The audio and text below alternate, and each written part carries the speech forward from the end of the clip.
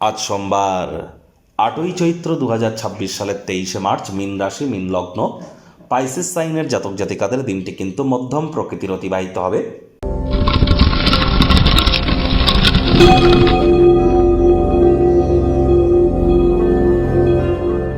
ভিডিওটির শুরুতেই স্ক্রিনে আপনারা দেখতে পাচ্ছেন দেবাদিদেব মহাদেবের রুদ্র গায়ত্রী মন্ত্র, ওম তৎপুরুষায় বিদ্মহে মহাদেবায় ধীমহি তন্ন রুদ্র প্রচোদয়াৎ।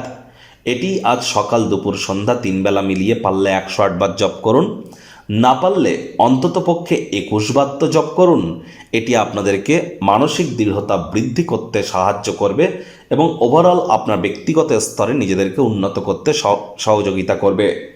দেখুন, যতই আপনি মুন স্টোন পড়েন না কেন, মনকে শান্ত রাখার জন্য, ডিপ্রেশন থেকে বার হওয়ার জন্য অনেক টোটকা উপায় করতে পারেন।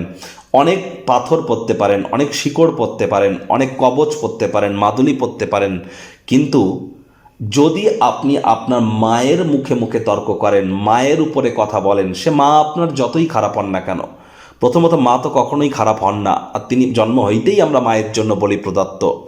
আর মায়ের মুখের ওপরে যদি আপনি কথা বলেন, মাকে যদি অসম্মান করেন, মায়ের সেবা যদি না করেন, আমি গ্যারেন্টি দিয়ে বলছি যে ডিপ্রেশন আপনাদের আসবেই, স্যাডনেস আপনাদের আসবেই, গ্রিফ আপনাদের আসবেই, দুঃখ কষ্ট আপনাকে মানসিকভাবে পেতেই হবে। কারণ মাতা মানেই তো চন্দ্র, আর চন্দ্র মানেই আমাদের মন। তাহলে মনকে যদি আপনি সুস্থ রাখতে চান, সবল রাখতে চান, দৃঢ় রাখতে চান, মায়ের সেবা করুন, মায়ের কথা শুনে চলুন। দেখবেন এর থেকে বড় কোনো প্রতিকার কিন্তু হয় না মানসিক সুখ প্রাপ্তি করবার জন্য। ভাগ্য মিটার আজ আপনাদের বলছে 7 আউট অফ 10 ভাগ্য আপনাদের অনুকূলেই থাকবে। স্বাস্থ্য এবং কর্ম, এই দুই ব্যাপারে কিন্তু আপনাদেরকে একটু সাবধানতা অবলম্বন করেই চলতে হবে। অপ্রয়োজনীয় ক্ষেত্রে অন্যের দোষ ত্রুটি ধরার স্বভাব যদি আপনার থেকে থাকে, পরসমালোচনা, পরচর্চা, পরনিন্দা, রাগ, বিদ্বেষ, হিংসা, ঘৃণা, অহংকার, ইগো, এই ধরনের নেতিবাচক অনুভূতিগুলি থেকে নিজেদেরকে দূরে সরিয়ে রাখুন। কারোর কাছ থেকে যদি একদিনের জন্য হলেও সাহায্য পেয়ে থাকেন, কৃতজ্ঞতা জ্ঞাপন করা শিখুন। অকৃতজ্ঞ হলেই কিন্তু ক্ষতি। অর্থগত ব্যাপারে আয় ইনকাম বাড়বে। নতুন উদ্যোগ পরিকল্পনার পাশাপাশি নতুন নির্মাণ কার্যের শুরুয়াতও আজ করা যেতেই পারে। চাকরিজীবীদের বলবো, অফিসে কলিগদেরকে সামলানোর জন্য কৌশলের প্রয়োগ করুন।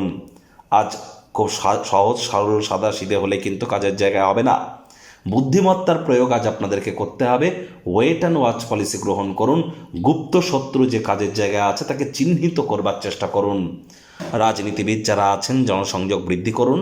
হার্ডওয়ার্ক, কঠোর কায়িক পরিশ্রমের কোনো বিকল্পই কিন্তু নেই।